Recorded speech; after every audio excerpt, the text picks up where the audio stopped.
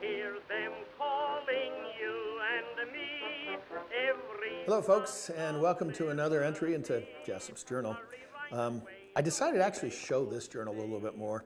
I've talked about it before, but when the folks at Rustico made this for me, it literally has scars. I mean, you can see it right there and there. And, well, right now we're living in a time that has a couple scars. But I guarantee we're going to get through this.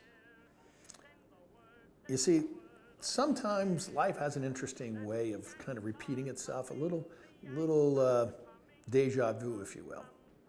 So I want to take you back Every son of liberty. about 100 years to 1917, specifically to the spring of 1917. The world is in what's called the Great War. It was also called the War to End All Wars. It didn't quite work out that way, but the United States got involved in the spring of 1917. And there was a young man that was about 26, 27 years old. His name was Arthur Leroy Mower, guy from a little town called Fairview, Utah. He decided to enlist, and so he was sent to the University of Utah to do his initial training, and then he was shipped out to Omaha, Nebraska. And what is he doing there? He is being trained to be part of the balloon division. Not kidding. Okay, hot air balloon division. They had not quite got the airplanes going as part of warfare, but the dirigibles, okay, we got those. So he was out there and doing his thing. Well, he got sick. A lot of people got sick in Omaha, actually. And, the thing that's interesting is, why do we know all this stuff? Because somebody wrote it down. Somebody took the time to leave their mark. And to me, stories do have power. And one of the most powerful things is the letter that survived over 100 years from Arthur to his parents. So if you don't mind, I'm going to read that letter, kind of let you go back in time. Florence Field, October 16th, 1918. My dearest folks, received the most welcome cake and the envelopes the other day. Glad to hear from you. I'm getting well the Spanish flu now and will have almost had it for about 3 days, but was quite sick the other night.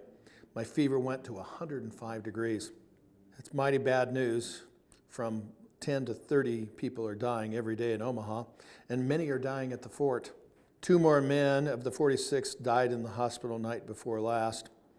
Out of less than 150 men in our company, 44 are in the hospital, and 25 were quite sick in their tents. The ones who can fear this dreaded disease the most, according to the doctors, are those who are diseased and the heavy tobacco users. 2 airships came here yesterday to be used with our balloons. This company is all prepared and ready to leave. We are well. Even with the replacements from the other companies to fill up, we should be leaving in the next few days, if not more than 2 weeks. I don't think the war will last much longer, according to the Omaha newspapers. Tell me if you received my suit order and my moving orders. Goodbye and God bless you. Your loving son, Arthur. I realize that letter was over 100 years old, but isn't it amazing that somebody wrote it down? Somebody left their mark by recording that, and now we have that. What's sad is the fact that that was the last letter that he sent his parents. He died 7 days later of the pneumonia, complications from the influenza. There was a certain soldier by the name of Mr. Marshall that was deployed with the coffin, and they took the coffin from Omaha, Nebraska to Fairview, Utah. They told the family that the coffin was going to arrive on a certain day. Well, things don't always work the way you want, and the coffin actually came. The body of Arthur Mower came a day early. His father, John, was in the fields, and he heard a train whistle. Didn't think much of it. But then the train whistle haunted that entire valley. And he realized that it was his son. So he hooked up the horses to the wagon and rushed to the train station.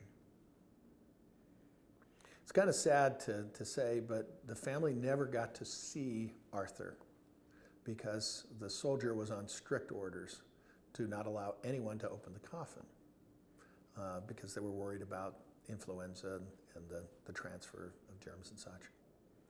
3 letters were actually read at his funeral in Fairview. 1 from his commanding officer, 1 from the sergeant, and another letter that was signed by 10 of his comrades in his unit. He was well loved, he was well liked. He was known as a quiet boy and a hard worker. Let me give you some stats, okay, in today's world and everything. Let's do a quickie little comparison. The 1918 influenza pandemic was what they now call the mother of all pandemics. Let's not be mistaken, it was serious. 500 million people, we're talking 500 million people around the world got infected. The fatality rate was not a good number. It was 10%. Translation, 50 million people died. It was an H1N1 lineage, basically a bird flu. And there were 3 things to keep in mind, or that there were 3 waves, I should say. The spring of 1918 was a small little bit. The big blip was fall of 1918. Then it settled down a little bit, and then there was another little blip in the winter of 1919. But let's have some comparisons here, okay? They did not have the technology and the communications that we have. The fact that I'm talking to you, social distancing and the whole bit, okay, to be able to tell you a story like this in Jessop's journal, that couldn't have been done in the past. They did not have the hospital system that we have. The fact that we can get treated and such. We didn't have the knowledge of immunology. So yes, this is serious, no doubt about it, and let's please take this seriously. But at the same time, remember that our ancestors have gone through things like this. In fact, they've gone through, in my humble opinion, things that have been worse than this. But we will survive. We need to be smart. We need to share things together.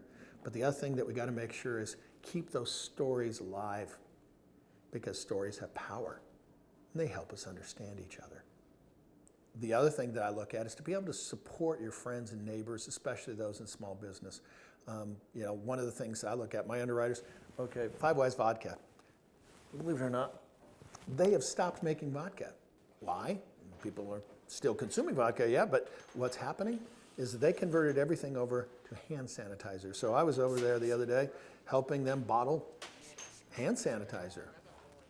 If now is not a good time to write things, I don't know when is. And so I definitely recommend supporting Rustico.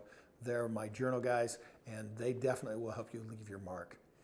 The other thing, and this sounds kind of funky, but you need to take a mental health break. And one of those ways to do a mental health break is to keep nice green things around you, to get out into the garden, get out and get some fresh air.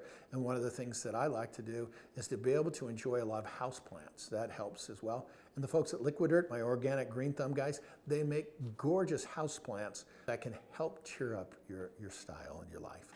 Lastly, can I invite you or challenge you even to not stay in your pajamas all day.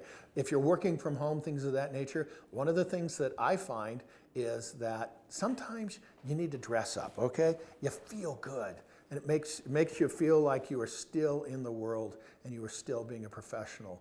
The folks at Taylor Cooperative, they're the ones that make all of my shirts and my suits and everything. And when I'm wearing something like that, yeah, it makes me feel good. And of course, I always wear a hat, you've heard that. JW Custom Hats, they are my hatter. And, they'll make you look good, make you feel good. Over there. In closing, stories have power. They help us understand each other. With another entry into Jessop's journal, I'm Doug Jessop, ABC4 News. Coming everywhere.